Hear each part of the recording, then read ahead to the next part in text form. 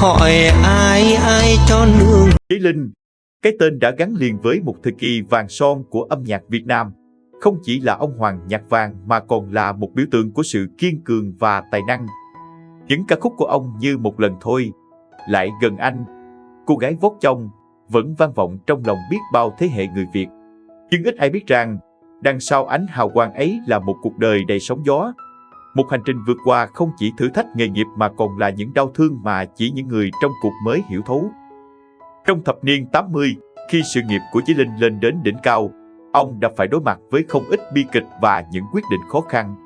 Một thời gian dài ông đã bị chỉ trích, bị hiểu lầm và thậm chí đứng trước nguy cơ mất tất cả.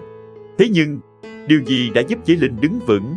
Và điều gì đã khiến ông trở thành một huyền thoại âm nhạc mà đến nay không ai có thể thay thế?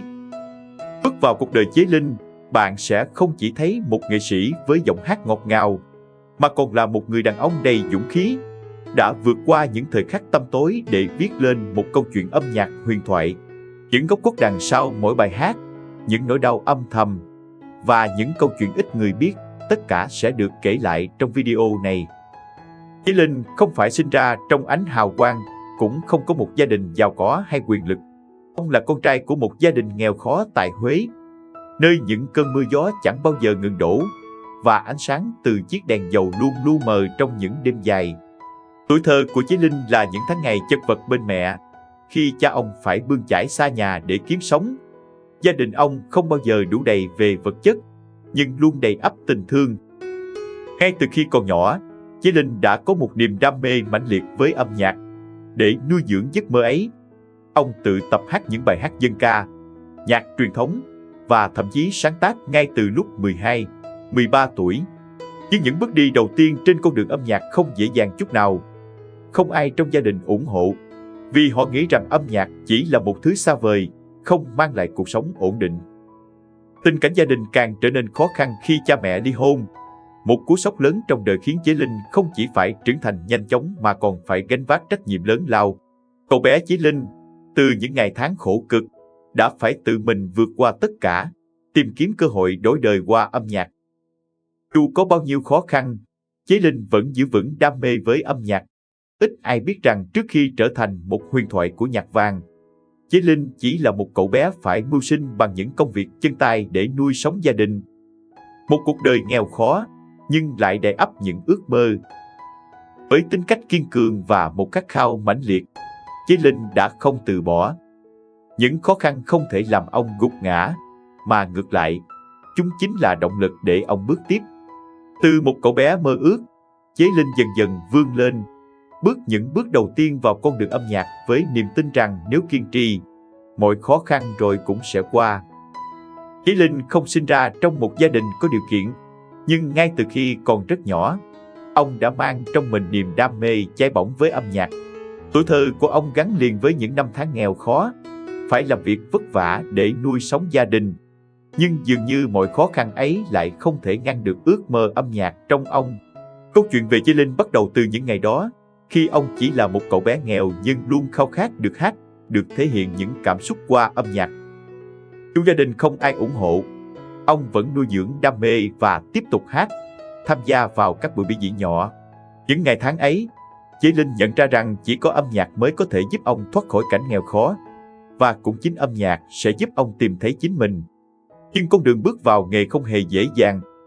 Sau những năm tháng mày mò học hát, ông quyết định tham gia một cuộc thi tuyển chọn ca sĩ do Đài Phát thanh tổ chức. Dù không có sự chuẩn bị chu đáo, Chí Linh không nghĩ rằng cuộc thi đó sẽ thay đổi cả cuộc đời mình.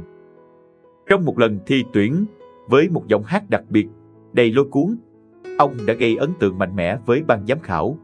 Tuy không giành được giải cao nhất, nhưng cái tên Chí Linh bắt đầu được chú ý. Cơ hội nhỏ bé ấy đã mở ra cho ông cánh cửa bước vào con đường nghệ thuật chuyên nghiệp. Sau đó, ông không ngừng nỗ lực, luyện tập và tham gia nhiều chương trình âm nhạc. Dù lúc đầu không được đón nhận nồng nhiệt, Chí Linh không bỏ cuộc. Ông biết rằng mỗi lần đứng trên sân khấu là một cơ hội để hoàn thiện bản thân và khẳng định tài năng. Chí Linh bước vào ngành âm nhạc trong một thời kỳ khó khăn, khi nhạc vàng chưa thực sự phát triển mạnh mẽ. Nhưng chính phong cách riêng biệt của ông, một phong cách không giống ai, đã tạo nên sự khác biệt. Những ca khúc ông hát luôn đầy cảm xúc, sâu lắng và tràn đầy tình cảm. Thế nhưng, sự nghiệp của ông không phải lúc nào cũng xuôi chèo mát mái. Ông phải đối mặt với không ít chỉ trích, nhất là từ những người trong ngành.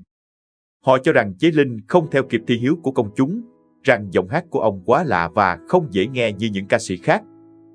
Tuy nhiên, với sự kiên trì không ngừng nghỉ, Chế Linh đã vượt qua mọi thử thách. Ông quyết định đi theo con đường riêng của mình, với niềm tin rằng âm nhạc của mình sẽ đến với những trái tim đồng cảm. Và rồi, khoảnh khắc mà Chế Linh chờ đợi suốt bao năm ròng cũng đến. Một lần nữa, ông phát hành một ca khúc mang tên Một Lần Thôi, và ngay lập tức, bài hát này đã trở thành hiện tượng. Lời ca của Một Lần Thôi ngọt ngào, da diết, đầy cảm xúc đã khiến trái tim của hàng triệu người phải rung động.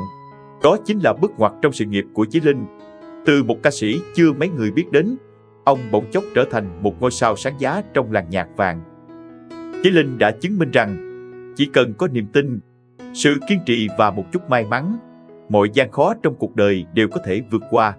Và từ khoảnh khắc ấy, tên tuổi của ông đã vĩnh viễn được khắc sâu vào lòng khán giả, trở thành một huyền thoại trong dòng nhạc vàng. Thời điểm đỉnh cao của Chí Linh đến không chỉ nhờ tài năng mà còn bởi sự kiên trì và khát khao chinh phục âm nhạc.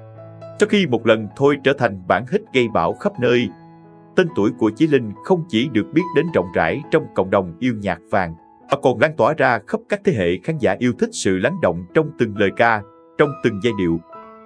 Những ca khúc mà Chí Linh cất lên không đơn giản chỉ là những bài hát, mà chúng đã trở thành những bài ca bất hủ, làm rung động trái tim hàng triệu người. Một Lần Thôi, Lại Gần Anh, Cô Gái Vót Chông là những ca khúc luôn gắn liền với hình ảnh của Chí Linh, và cũng chính nhờ những ca khúc ấy, ông đã khẳng định được vị thế của mình trong làng nhạc Việt. Đỉnh cao của Chí Linh không chỉ dừng lại ở việc ông trở thành thần tượng âm nhạc, mà còn ở cách mà ông chinh phục được công chúng với phong cách âm nhạc rất riêng biệt.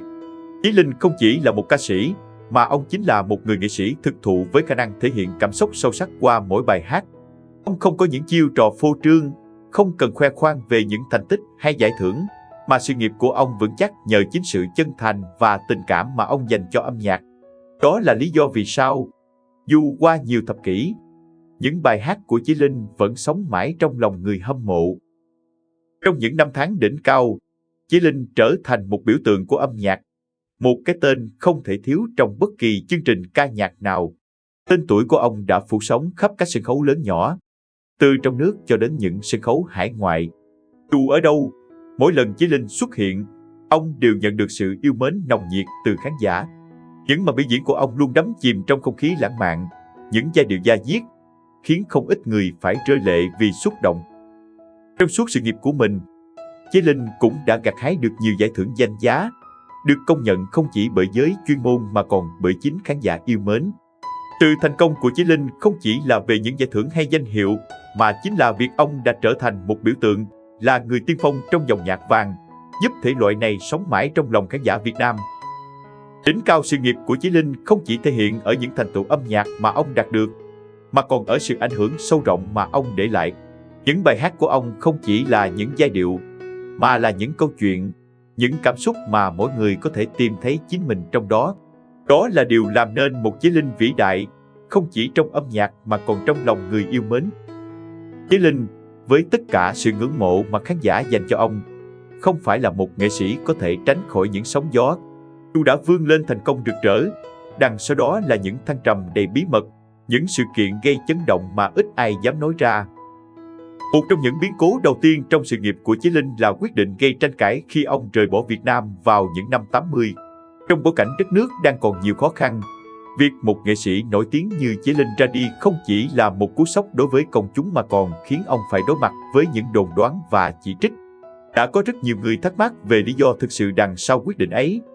Là vì sự nghiệp, hay có những lý do cá nhân sâu xa mà chỉ có ông mới hiểu. Mặc dù sau này, Chí Linh đã thành công tại các sân khấu hải ngoại, nhưng quyết định ấy đã kéo theo hàng loạt những câu chuyện không mấy tốt đẹp. Không ít người cho rằng ông đã quay lưng với quê hương, rằng ông đã chọn con đường dễ dàng hơn là sống với những khó khăn trong nước. Những bài báo, những lời bình luận chĩa mũi nhọn vào ông khiến ông phải sống trong sự lặng lẽ, đôi khi là cô đơn. Nhưng Chí Linh chưa bao giờ lên tiếng để thanh minh. Ông chấp nhận những lời chỉ trích và vẫn tiếp tục con đường nghệ thuật của mình. Bên cạnh đó, một scandal khác không thể không nhắc đến chính là chuyện tình yêu bí mật của Chí Linh. Nhiều năm sau này, công chúng mới bắt đầu hé lộ những mối quan hệ đầy bí ẩn trong đời sống tình cảm của ông. Đằng sau những ca khúc ngọt ngào, Chí Linh lại là một người có những câu chuyện tình yêu đầy trắc trở. Những mối tình mà ông chọn cách giấu kín khỏi ánh nhìn của công chúng. Những bí mật này chỉ thực sự được tiết lộ khi có những người trong ngành quyết định phơi bày, và lúc đó, những cảm xúc thật của ông mới được công nhận. Mặc dù Chí Linh đã rất thành công với những bài hát, những ca khúc để đời, nhưng sự nghiệp của ông cũng không thiếu những lần đối mặt với khủng hoảng. Đặc biệt là trong giai đoạn ông rời Việt Nam, những năm tháng đầu tiên tại hải ngoại, ông đã phải trải qua rất nhiều khó khăn. Không chỉ là những thử thách về nghề nghiệp mà còn là nỗi cô đơn khi sống xa quê hương, khi không được công nhận như những năm tháng ở Việt Nam. Và rồi, khi sự nghiệp của ông lại dần hồi phục, một sự kiện không ngờ đã xảy ra, một scandal lớn liên quan đến cuộc sống cá nhân của ông lại tiếp tục đe dọa làm xáo trộn tất cả những gì ông đã xây dựng. Những thông tin chưa được kiểm chứng, những lời đồn đoán từ dư luận khiến công chúng lại đặt câu hỏi về sự trung thực và lòng trung thành của ông đối với nghề. Thế nhưng, Chí Linh vẫn luôn chọn cách im lặng, không lên tiếng thanh minh, bởi ông tin rằng những người thực sự yêu mến ông sẽ hiểu và đồng hành cùng ông. Với tất cả những biến cố đó, người nghệ sĩ vẫn đứng vững, không để những điều tiêu cực làm lay chuyển niềm tin vào âm nhạc, niềm tin vào chính mình. Những sự kiện này chỉ làm Chí Linh trở nên mạnh mẽ hơn, dày dạn hơn và sâu sắc hơn trong từng câu hát. Sau những đỉnh cao thành công, Chí Linh phải đối mặt với một giai đoạn đầy thử thách mà không ai có thể ngờ đến. Những scandal và biến cố trong cuộc đời ông đã khiến mọi thứ tưởng như sụp đổ chỉ trong một đêm. Khi sự nghiệp đang thăng hoa, danh tiếng của ông lại bất ngờ bị đe dọa bởi những tin đồn, những lời chỉ trích không có căn cứ. Chí Linh, người đã luôn được yêu mến bởi giọng hát ngọt ngào và những ca khúc đầy cảm xúc, giờ đây phải đối mặt với những nghi ngờ, sự hoài nghi từ công chúng. Những scandal cá nhân đã bắt đầu ảnh hưởng lớn đến sự nghiệp của ông. Những lời đồn đoán về các mối quan hệ tình cảm bí mật, về quyết định rời bỏ quê hương để ra đi tìm kiếm cơ hội mới, tất cả đều trở thành những vết nhơ trong hình ảnh của Chí Linh mà ông không thể nào gột rửa. Mặc dù không nói ra, nhưng Chí Linh đã phải chịu đựng những cú sốc tâm lý nặng nề. Ông đã mất đi một phần lớn lượng khán giả yêu mến, những người đã từng coi ông là thần tượng. Đối mặt với làn sóng dư luận tiêu cực, Chí Linh không còn có thể bước lên sân khấu một cách tự tin như trước đây. Mỗi lần xuất hiện, ông lại phải đối mặt với ánh mắt của những người chỉ trích, với những câu hỏi không dễ trả lời. Khủng hoảng không chỉ dừng lại ở danh tiếng mà còn ở tình cảm cá nhân. Sự cô đơn và áp lực từ dư luận khiến ông suy sụp tinh thần. Dù đã từng có một gia đình hạnh phúc, nhưng những thử thách trong sự nghiệp đã đẩy ông vào tình cảnh căng thẳng, khiến mọi thứ dần dần sụp đổ. Những mối quan hệ trong cuộc sống riêng tư cũng bắt đầu chịu ảnh hưởng, khi ông không thể giữ vững sự bình yên trong lòng mình. Chí Linh cảm nhận được rõ ràng sự cô đơn và lạc lõng khi đứng giữa những áp lực từ xã hội và những thất bại không thể tránh khỏi. Nhưng ông không dễ dàng gục ngã. Ông chỉ im lặng và tìm kiếm cách đối diện với khủng hoảng theo cách riêng của mình. Trong im lặng, Chí Linh tự hỏi mình có phải là người duy nhất chịu đựng những mất mát này không? Hay chính công chúng mới là người đã làm cho ông phải gánh chịu tất cả? Lúc ấy, ông nhận ra rằng, dù có mất đi tất cả, âm nhạc vẫn là điều duy nhất không thể tước đoạt khỏi ông. Nhưng không ai có thể ngờ rằng, sự nghiệp rực rỡ một thời của Chí Linh lại có thể xuống dốc nhanh đến thế. Những ánh đèn sân khấu dần dần tắt, và ông phải sống với những ký ức đẹp đẽ của một thời vang bóng, với nỗi tiếc nuối không thể xóa nhòa. Sau tất cả những sóng gió, những biến cố tưởng chừng như đã cuốn trôi mọi thứ, Chí Linh cuối cùng cũng tìm thấy sự bình yên trong cuộc sống. Không còn là người của những năm tháng đầy bão táp, ông đã bắt đầu một hành trình mới, không chỉ trong âm nhạc mà còn trong cuộc sống cá nhân. Những thử thách trong quá khứ đã giúp ông trưởng thành, mạnh mẽ và biết trân trọng từng khoảnh khắc. Dù không còn xuất hiện đều đặn trên các sân khấu lớn, Chí Linh vẫn luôn duy trì sự kết nối với âm nhạc theo một cách riêng. Ông không còn chạy theo những ánh đèn sân khấu hào nhoáng, mà thay vào đó, ông chọn những buổi biểu diễn nhỏ, những nơi ông cảm thấy có thể chia sẻ đam mê của mình một cách chân thành. Những khoảnh khắc ấy, dù không có sự xô bồ của đám đông, nhưng lại tràn đầy ý nghĩa, khi ông có thể cất lên những giai điệu đã đi cùng mình suốt cả cuộc đời. Không còn là người của những ngày tháng chỉ biết cống hiến hết mình cho sự nghiệp. Giờ đây, Chí Linh tìm thấy niềm vui trong những điều giản dị. Ông dành thời gian cho gia đình, cho những người thân yêu và đặc biệt là cho bản thân mình. Những buổi chiều yên bình bên gia đình, những khoảnh khắc ngồi bên cây đàn và hát những ca khúc của mình một cách nhẹ nhàng, đó chính là cuộc sống mà ông mơ ước sau tất cả những năm tháng lặng lẽ. Hơn nữa, dù không còn là cái tên hot trong làng nhạc, Chí Linh vẫn luôn được nhớ đến như một huyền thoại của âm nhạc Việt Nam. Tên tuổi của ông vẫn luôn sống mãi trong lòng người yêu nhạc và những bài hát của ông vẫn tiếp tục được yêu thích qua nhiều thế hệ. Những thế hệ trẻ vẫn tìm đến những ca khúc của ông để tìm thấy sự sâu lắng, sự tinh tế mà không phải ca sĩ nào cũng có thể truyền tải được. Chí Linh, sau tất cả những thăng trầm, vẫn giữ được ngọn lửa đam mê âm nhạc trong lòng mình, nhưng không còn chạy đua theo hào quang. Ông đã chọn sống một cuộc đời bình yên hơn, sống đúng với những gì mình yêu thích và trân trọng những gì đã qua. Không còn là người của những năm tháng xôn xao. Giờ đây, Chí Linh là một người đàn ông trưởng thành, sống một cuộc sống giản dị nhưng tràn đầy hạnh phúc và an nhiên. Sau tất cả, cuộc đời của Chí Linh chính là minh chứng cho sức mạnh của niềm đam mê, sự kiên trì và khả năng vượt qua nghịch cảnh. Mặc dù đã trải qua những thăng trầm, những đau thương và mất mát, ông vẫn không bao giờ bỏ cuộc.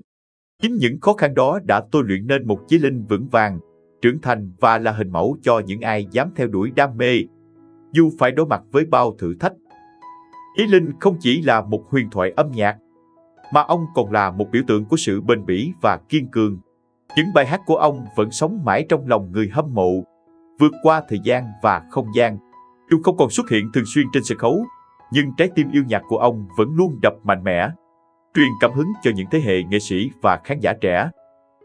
Nếu bạn muốn nghe thêm những câu chuyện đầy cảm hứng về những số phận đặc biệt khác, đừng quên like, subscribe và để lại bình luận bên dưới.